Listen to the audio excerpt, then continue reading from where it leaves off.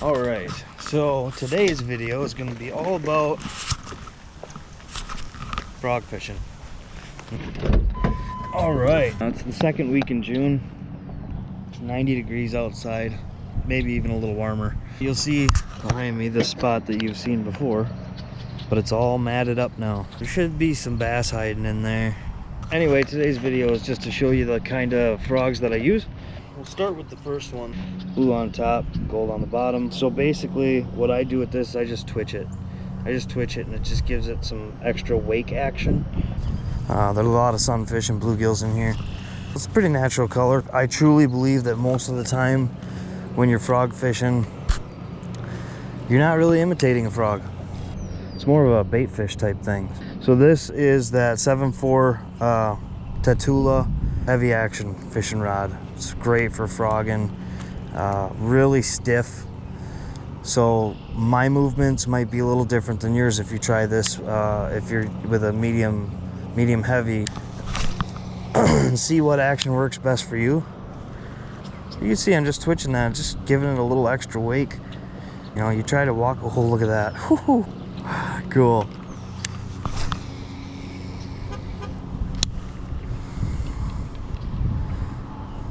This is kind of an all-around frog. Anybody's tackle box that you open up is going to have a frog pretty similar to this. This is kind of your topwater hollow body frog.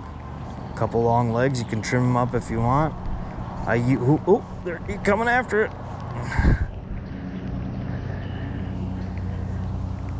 Just that little twitch, man. They don't like that extra wake that it throws up.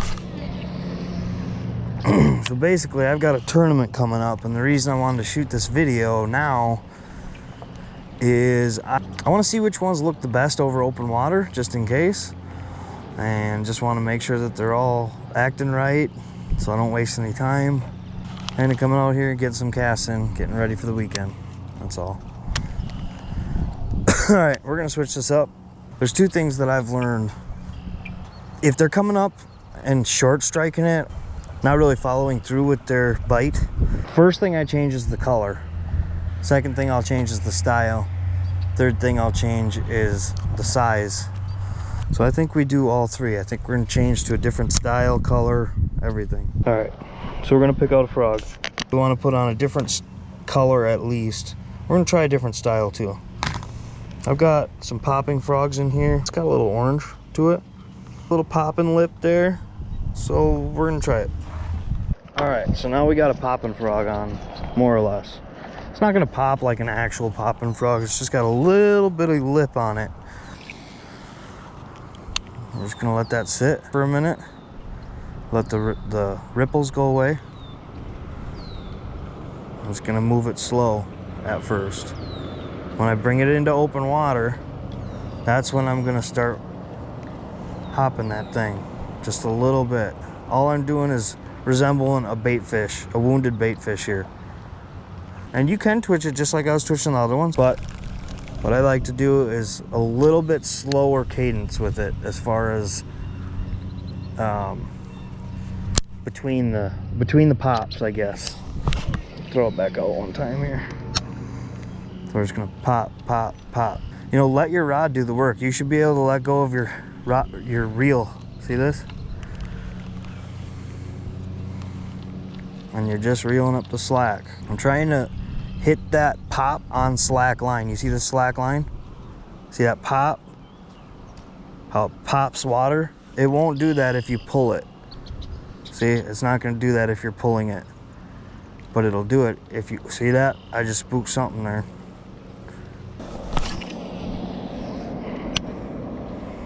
Just gonna let the ripples go away, like I said. Hop.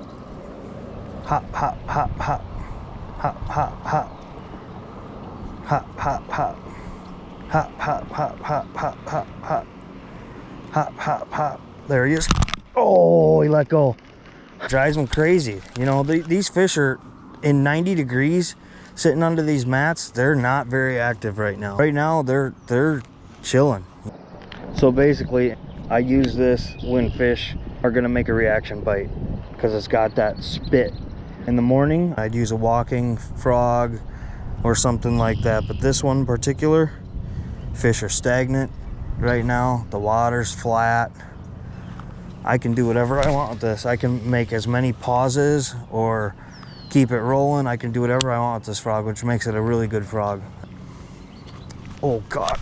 Oh my gosh.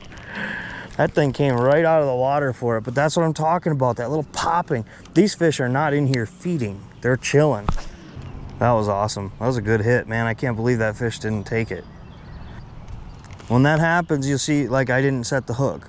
There's a reason for that. When they're airborne, like that fish was, you really need to let that fish come back down into the water, face down, before you set the hook, or you are gonna lose that fish. So, I mean, I guess, obviously, today is all about finding the right lure to get these fish. They've short striked my blue and gold one, and now this one, I think he had it for a minute, and he spit it out before he, you know, while he was shaking, he spit it out. And was probably gonna come back and hit it, but he didn't, because he knew it was fake after tasting it. So, something like that, I don't know. But, I'm not sure why they're short striking it. I guess we're gonna have to find the one that's gonna work the best. All right, I'm gonna make a change again. Kind of show you what I use. You know, you got your regular popping lures, open water, that's not gonna work in the weeds. Couple hula poppers, you know, a lot of regular standard, you know. Oh, there's a nice popping frog too. Look at the lip on that guy. But another popping frog here, a little smaller. Maybe that's the key. I got my Czar spooks, you know, that I keep in my thing. Some prop baits. Oh yeah, El Chapo. These guys are called moss bosses. Oh, these are kind of old school, I guess. I'm not gonna throw this today, but if you've never thrown one of these and you're around mats, like real, like thin mats or mossy type stuff, you know, that's a really good lure to throw. This is a weed demon. It was made by Snag Proof. It's basically kind of like a Czar spook, you know. It's a walking bait, you know, and it's got a little weight to keep the end down, so you can swim it, you can walk it, you know, you can do whatever you want with this thing. Pull it through the weeds. It's completely weedless.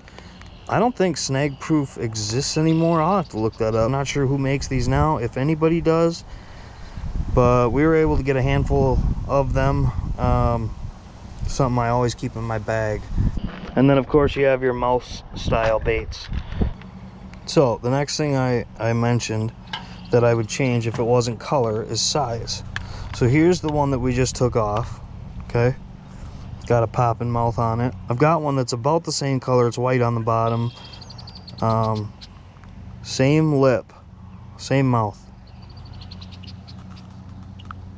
A little over half the size. We're gonna try this little guy. Sometimes when they're finicky, something small can work really well. Another thing I'm gonna say to help you, if it's a walking bait, this doesn't really apply, because walking baits, the fish see, you know, they see this and this with walking baits, so they can see all the colors, okay? And if it's your thing to go buy cool looking frogs, that's fine, but don't buy a frog just because it looks like that. That's awesome, right? It is. It's a great paint job, looks really cool. The only thing that the bass is going to see is that. Now, who wants to buy just a plain white frog? I get it, I totally get it, but I'm just saying, as far as the fish goes, don't be fooled on what's in the back. This is a gold frog, not a blue frog. This is a white frog. See what I mean? I'm just saying that could help you, because all that really matters is what the fish sees, not what you see. Anyway, we're gonna tie on this little frog. Hopefully we can get one. So we're gonna take this white frog with green and yellow legs. We've changed color, white. We've changed style, popper. And we've changed size now. This is a small frog. Sometimes that can make all the difference, so let's see what happens. Oh gosh.